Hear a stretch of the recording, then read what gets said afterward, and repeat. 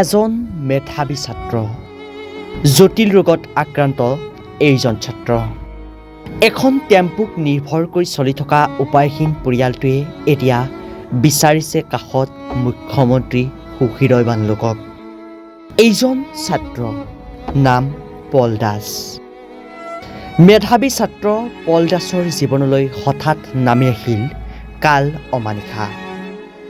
ৰহাৰ 12 পূজীয়াৰ মণ্টু দাসৰ পুত্ৰ পল দাসে সুখ্যাতিৰে উত্তীৰ্ণ হৈছিল হাইস্কুল শিক্ষান্ত পৰীক্ষা। হাইস্কুল শিক্ষান্ত পৰীক্ষাত উত্তীৰ্ণ হৈ ৰহা উচ্চতৰ মাধ্যমিক বিদ্যালয়ত বিজ্ঞান শাখাত অধ্যয়ন কৰি আছে এইজন পল দাসে। কিন্তু হঠাতে যেন আহিল কাল অমানিশা। পলৰ দুয়োটা কিডনী প্ৰায় বিকল হ'ব ধৰিলে। চিকিৎসাৰ বাবে এতিয়া প্ৰয়োজন হৈছে বহু ধনৰ। উপায়ন্তৰ হৈছে পৰিয়ালৰ লোক। পৰিয়ালটোৱে বিক্ৰী কৰিছে নিজৰ পশুধন সম্পত্তি।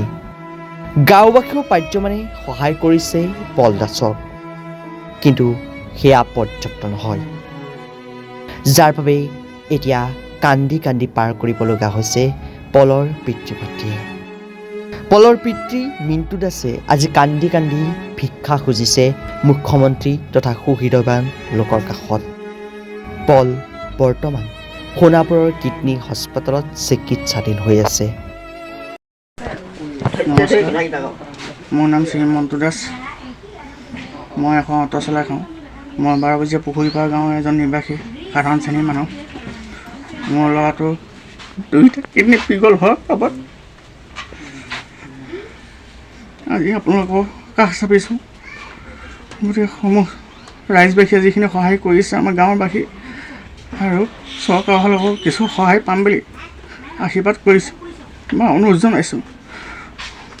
ল'ৰাটো হৈছে মোৰ নাম পল দাস। তেওঁ ৰহা হাই ছেকেণ্ডেৰী উচ্চতৰ মাধ্যমিক বিদ্যালয় বৰ্তমান ছায়েন্সৰ এজন ছাত্ৰ।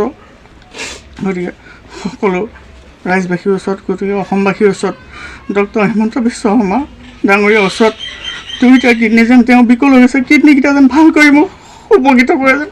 মই এজন অসাধাৰণ অটো চলাই খোৱা মানুহ। এইখিনিয়ে মোক ক'ব লগা আছিলে চৰকাৰৰ ওচৰত। কিমান দিনৰ পৰা তেওঁ ভৰ্তি হৈছে চিকিৎসালয়ত? তেওঁ 17 ছেপ্টেম্বৰৰ পৰা আজি আপোনাৰ 22 ছেপ্টেম্বৰ আজিলৈকে বৰ্তমান ভৰ্তি হৈ আছে। এতিয়া ডক্টৰে কি পৰামৰ্শ দিয়ে সেইটো আমি এতিয়ালৈকে গম পোৱা নাই। গৰু বেচিলোঁ, আপোনাৰ পশুধন আছিলে, পশুধন বেচিলোঁ, আৰু এতিয়া মোৰ চলিবলৈ একো উপায় নাই। যিমানখিনি আছিল মোৰ ফালৰ পৰা মই সমস্ত শেষ কৰি এতিয়া, গতিকে চৰকাৰৰ ওচৰত মই এইটো বিনম্ৰ অনুৰোধ জনাইছোঁ যাতে মোক অকণমান সহায় কৰে। গতিকে যদি কোনো লোকে সহায় কৰিব বিচাৰে তেন্তে পলৰ পৰিয়ালৰ নম্বৰ 9613664074 নম্বৰত যোগাযোগ কৰিবলৈ অনুৰোধ জনাইছে পৰিয়ালটোৰ লোকে। Bureau report ৰিপাব্লিকানী।